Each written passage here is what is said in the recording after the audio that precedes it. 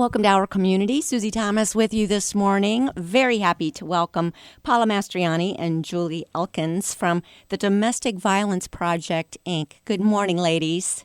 Good morning, Susie. Paula, I'm going to start with you with some congratulations. You are at this point in time about 2 weeks into a new position as director. First of all, congratulations. Thank you. Second, first of all, let's say I don't want to be unfair. I don't want any of this to feel like a pop quiz.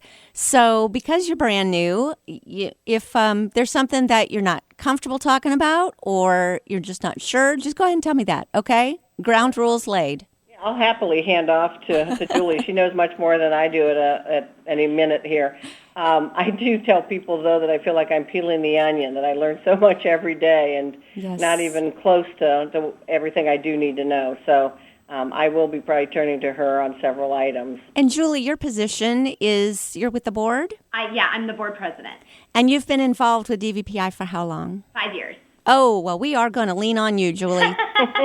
That's so good. I'll tell you what I know about DVPI is an awesome service, confidential, offers a lot of protection and safety to women in need of it. But I'm aware of 2 events, and one would be the Walk a Mile in Her Shoes, and then the other one would be that night where all of the silhouettes are set up in various stations. Are you both still involved with those kinds of things?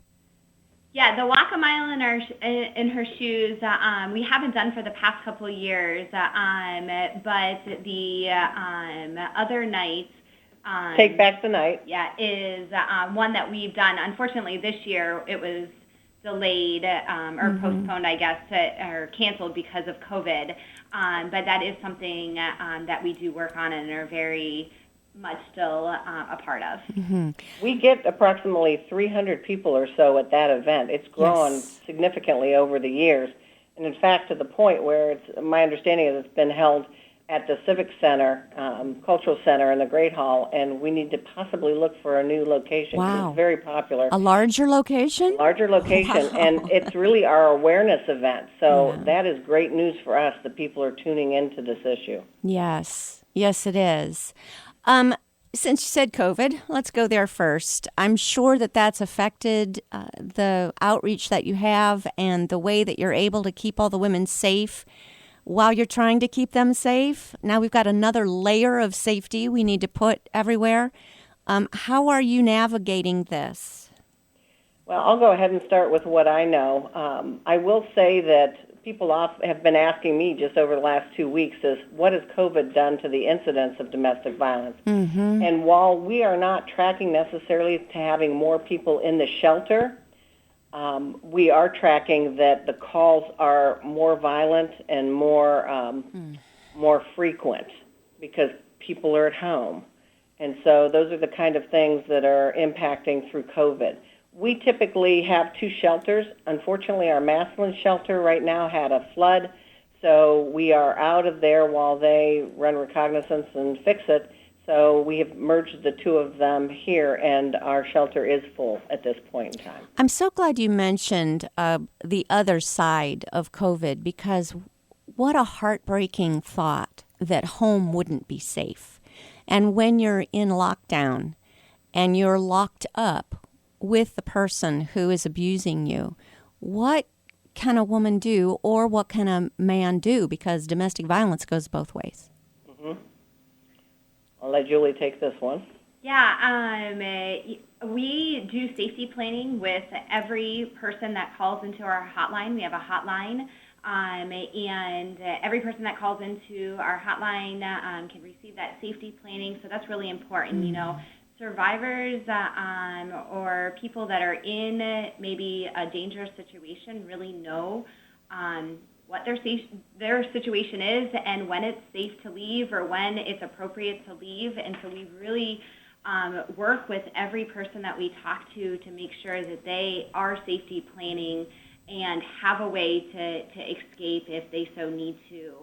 So that's really a key piece of something that we offer. Yeah. We also, Susie, do a lethality assessment where they run through a battery of questions to ascertain whether or not this is violent to the point where there could possibly be death. And so, that's a really important piece to be able to gauge the situation. There's, as you might imagine, there's a lot of emotion that runs alongside of all this. Yes. And sometimes people are just mad at the moment.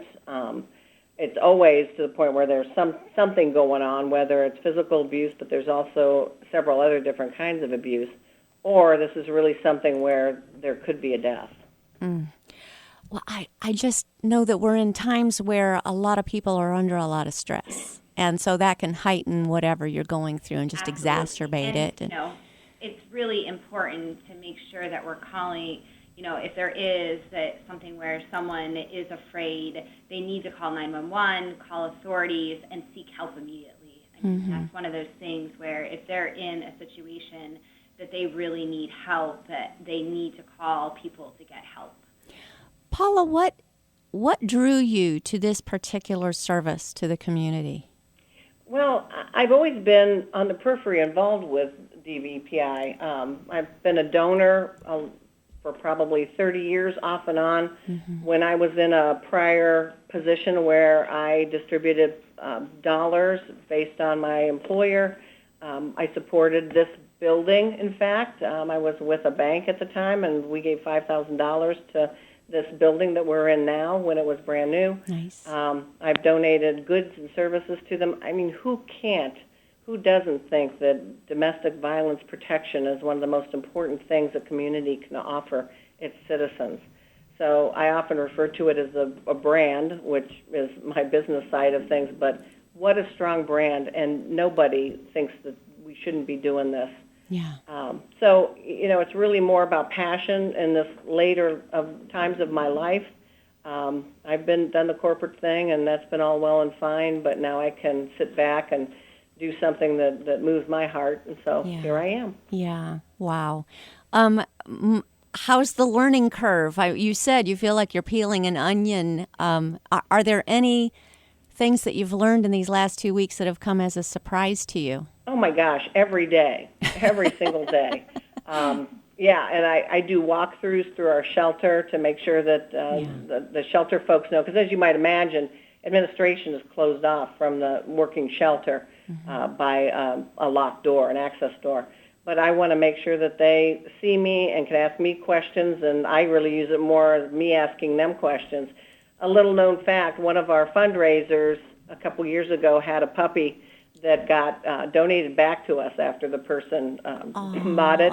And so Cupid is an often-comer and will be running around the shelter office at any point in time. So I did find that we are animal-friendly to our clients, that oftentimes they come with their animals up to and including snakes and other things like that. But there are times that people will not leave their abuser because they're afraid of what will happen to their animals. Yes. So they're an important part of the equation.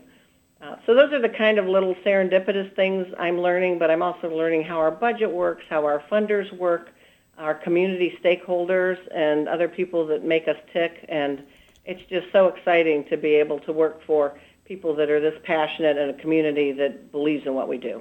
Since you've gotten a chance to tour the shelter a few times and you take some walkthroughs, describe for us what kind of, we don't want to tell anyone where it's located, but tell us a little bit about what it's like. How do you make people who are staying there feel at home? Well, that's interesting because I have not seen a room as of yet because we're full. I see the outside and the halls and the common areas that we have showers and laundry rooms and a kitchen and, kind of in a common way. But I'll let Julie talk about what our actual rooms look like and how we try to make them feel at home. Yeah, we have a variety of different rooms, from personal rooms to and a couple beds to more of some bunk beds and a bigger room. And so it just depends on our client's situation and our capacity at the time as to what we are able to put people in. But it's home. It's kind of a home away from home, and our staff does an excellent job about making sure those common areas, and there's a stocked kitchen that they can make food when they want, and there's a play area for the children and an outside playground, and It feels like home, and that's what we want, to make them feel comfortable, and it's a safe space. And that's, really important to all that we serve. It's so neat. Just as a thought comes to my mind and I jot it down, like what do you do for the children and are pets allowed? You've answered it before I even get there. So awesome job, ladies. But just a little note. We get lots of donations of toys, which we just love. And we've got a storage area because you might imagine kids are kids. Sure. They break things. So in our big play area, we're constantly moving new toys in and out. And so we always love to get those as donations. But it keeps the kids excited if they're here for a length of time. Yeah. I also want to quickly say that we have rooms that are available for families as well because people are bringing their children at times. And we also have men at this shelter. It's important to not forget that abuse happens equally on either side. Yeah. 1 out of 4 women and 1 out of 7 men are victims. So those are statistics that we can't forget the men and should do everything we can to battle the stigma around domestic violence with males. Say that again. My mind is spinning. Say that again. I want to make sure I heard you correctly. What were those statistics? 1 out of 4 women. Now, remember, there are several different kinds of abuse. It's all not physical. Yes. There's stalking, there's boyfriend, there's those kind of things. And then 1 out of 7 men. That's unbelievable. Okay, well, we'll just let that sink in for a couple of minutes. Let's talk. Yes, go ahead, Julie. Yeah, and Susie, I want to also, we do offer shelter services. We have a hotline, but then we also have a transitional housing program where we help people move to an apartment that's a safe space for them, or be able to get them in different areas.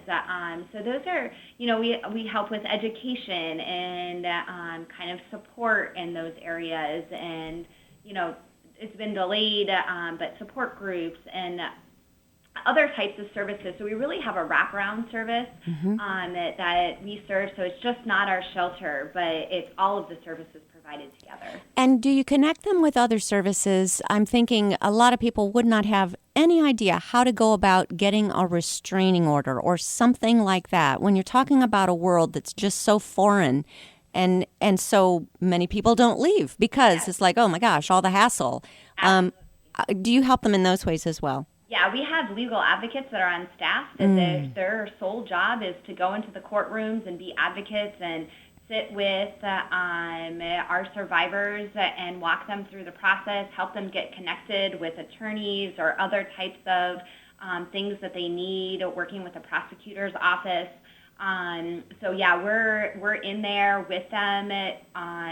We believe them. We understand what they're going through, and that's sometimes hard when a survivor's in that situation. It's overwhelming, and so we're able to be there and just say, we understand, and we're going to get through this together. So those legal advocates are super important. We have legal advocates in both Stark County and Massillon court system, and then we also have medical advocates that work with our hospitals. So if someone presents in the emergency room with a domestic violence charge or case, a medical advocate can help assist them in that medical setting. How is this different from child abuse? If the domestic violence is taking place between a parent and a child, do they go somewhere else? Do you refer somewhere else? How does that work? Yeah, we have to get the Child Protective Services involved, and there's a lot of different ropes and paths that we can go down. So yes, children, even though it's a form of abuse, it would be different, and we can help supplement those services where needed. Yeah, you asked earlier, Susie, about our collaborations. It's just across the board. Yeah. The homeless continuum, the emergency hotline, as well as our hotline, the court systems, United Way, all of it. That's really impressive. Just to know that our community has so many services and that you are in touch with each other and really working together in tandem really makes a difference. We're visiting with Paula Mastriani and Julie Elkins from the Domestic Violence Project, Inc. We'll be back after these words. You're listening to Our Community. Welcome back to our community. Susie Thomas visiting with Paula Mastriani and Julie Elkins from Domestic Violence Project, Inc. Paula, we are welcoming as the brand new director of the important service in our community. I think both of you, I'll toss this out. I think one of the first questions that people ask, and it's a tough one to answer, is why don't people leave? Why do they stay? Why would someone subject themselves to even a second day of being abused in any way? Yeah, the first thing that you have to understand about relationships is that there is a relationship there, and even though a victim of domestic violence may have an abuser, they still love that person. Mm-hmm. And so it is hard. There could be kids involved. Abuse is one of those things where people get run down, and maybe they don't have they don't think they can leave, or the self-esteem to leave. Maybe the abuser is telling them that, I'll take the kids away, or no one's going to love you, or you're not good enough. And so that really gets beat down. And so it's just not it's much more complicated than just, pick up and leave. Maybe they're the sole financial supporter, and the abuser is the full financial supporter. So, what would happen if they did leave? How would they be able to get a house or and things like that? Some people don't have that support system. Some people are fortunate to have family in town or friends that can be that support system for them, but others don't. And so it's a lot more complicated than just pick up and leave. And so that's where we really try to work with each person that walks through our door or calls our hotline, is just starting that conversation of, we believe you, we are here for you no matter what you decide. Mm-hmm. And that's really important. There's also a component here where you have to understand the mind of the abuser, Susie. Yeah. They are masters, typically, at using the tool of isolation. So they work hard. Might be not allowing you to go out with your girlfriends after night, not wanting you to be with your family, asking you to quit your job and be solely committed to them, and housework and so forth. So they work very hard to isolate the abused victim. And once you're in that position, as Julie said, it's not only finances, but you lose your support system. And so that's a difficult place to be in when you don't know what to do if you were to even leave. Then you throw children into that equation, or even sometimes animals. Yes. And it's foreboding. Yes. Lots of moving parts. Yes. Good way to put it. I'm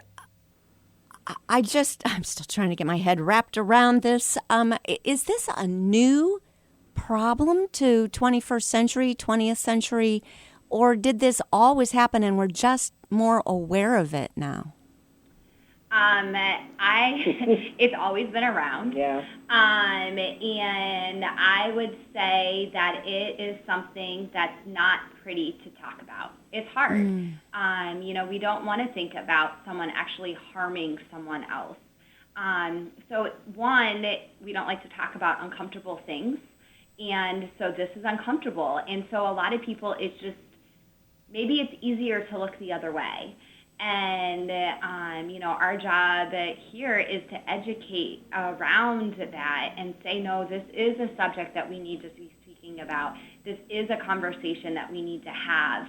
And yes, it may be uncomfortable, but it's important, and people are getting in these situations. And so how can we help them? And we are here to provide those. But yeah, it's always been around. Well, you look at our marriage vows, for better or for worse, and people stayed in relationships because marriage was forever, and women took the abuse typically. A little side story here. Do you know where the term rule of thumb comes from? No. It was, in the olden days, men were only allowed to beat their wives with a tool that was no wider than their thumb. What? That's rule of thumb. I didn't even know that. Yeah. You know, you just don't want to use those expressions after you hear where they came from anymore. I know. I'll tell you, I try not to. Oh, man. Yeah, that's where that came from. You know, and I'm wondering, now that, just hearing you talk, is it possible that a person, because you do love the individual, the abuser, is it possible for a person to be abused and they don't really realize they're being abused? They just know that something's really wrong and they're miserable? Absolutely, yeah. Really? I mean, it's one of those things where, well, they don't hit me, so they're not abusing me. I mean, there's, those types of things. But words can yell hurt. at me when I do something wrong. So as long as I don't do something wrong, Oh, man. then I'll be fine. And those terms like you talk about walking on eggshells, Yes. it's often described in domestic violence cases where, as long as you don't walk too hard and break a shell, then abuse isn't going to happen. So that's one of those things where it is complicated, and there's no easy situation, and there's lots of different types of abuse. Yeah, I can go through them. Yeah, I would love to know. understand. Yes, tell So us we know more. that physical abuse is the obvious one, but there's verbal abuse, financial abuse, mental abuse, sexual violence abuse. That's when you hear about a woman being raped by her husband. When you say no, it's no, and there's other facts, things around that. But there's also digital abuse, which is relatively new to your question, Susie. That's when people stalk you online. That's considered abuse. Yeah. And then there's also, it's not just with people that are together in a marriage or committed relationship. Boyfriend abuse and dating abuse is huge.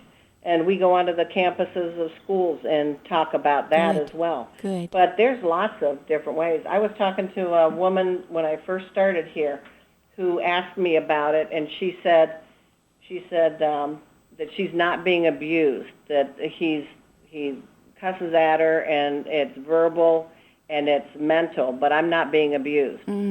Well, you are. Yeah, And you know what, most of the time that's just a gateway into one day when he starts to strike. Yeah. So people don't realize what abuse is, and that's one message that we really try to get out.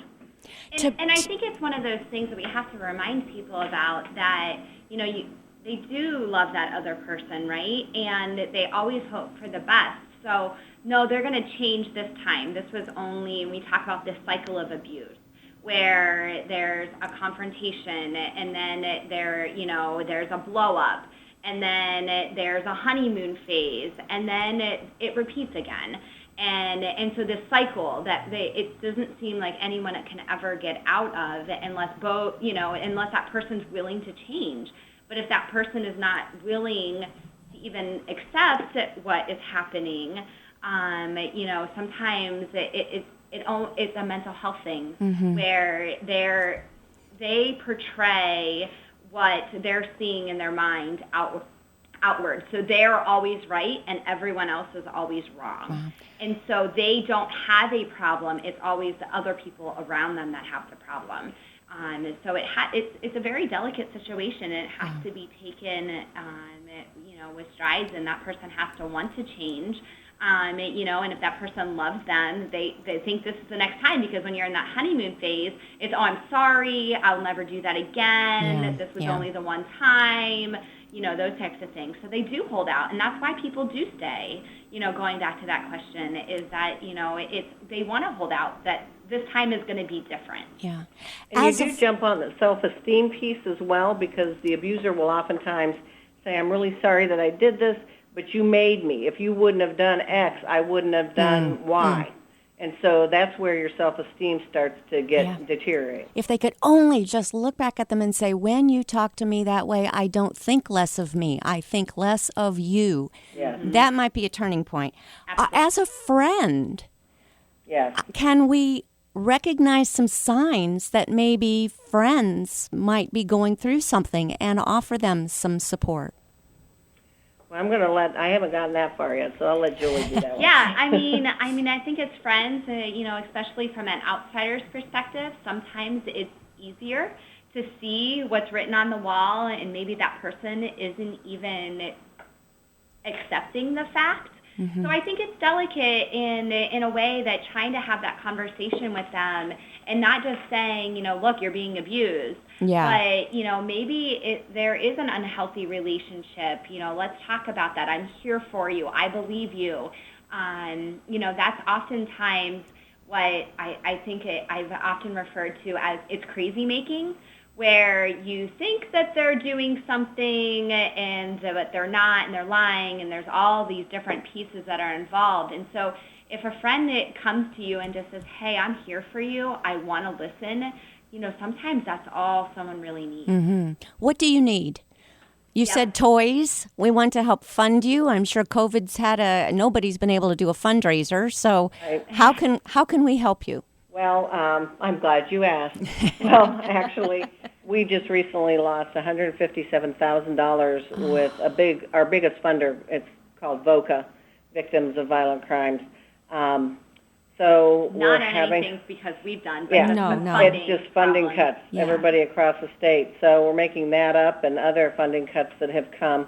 We're still providing the services that we can, and luckily, at this point, we're not letting go of any staff members, so services remain whole. But every day is a struggle, frankly. So anybody who would like to donate their money, that would be awesome. They can call me at 330-445-2001. But we also need donations all the time, food, toys, clothing. We have something called the Founders Room where clients and people who have been in transitional can come in and shop like you would in a store, and it's all free. Oh, And we've got volunteers that coordinate that. So clothing is there, jewelry, some toys. It's great. We also have a needs list online through our Facebook that we post every week for the most highest needs that we need in our shelter. Great. So that's a nice way that people can get on. It links directly to an Amazon site that people can order. Perfect. And it gets directly shipped to us. Perfect. And so that's wonderful. We have Amazon show up at our doors on a daily basis, and it's really helpful to get those most needed items in. I mean, as you can imagine, when you're housing people, is that we need 50, things 60 like people. 50, 60 Yes. people, like toilet paper Yes, and yes. paper towels and those types of things. So we put that most needs item list out on Facebook. And we find you on Facebook how? Just Domestic Violence Project Inc. and we'll come to Yes, you? correct. Yep. And don't forget Amazon Smile. So if you buy off of yes. Amazon, and who doesn't, Right. if you designate us as your Smile organization, we get a cut of your purchase. So with the Christmas season coming up, Awesome. please, please, please make sure that you're giving to us. Susie, I do want to get our 24-hour hotline number in. Tell me when Please. that's appropriate. Let's do it right now. Let's do it now. So 24/7, if you feel that you're in trouble, it's 330-453-7233. And we're there for you 24/7, and we'll answer your questions or get you help. Awesome. It's the Domestic Violence Project Inc. Find them on Facebook just at that name. You can call to make a donation at 330-445-2001. If you need help, know someone need help, here's the hotline, 330-453-7233. Paula, Julie, thank you so much for all you do in our community.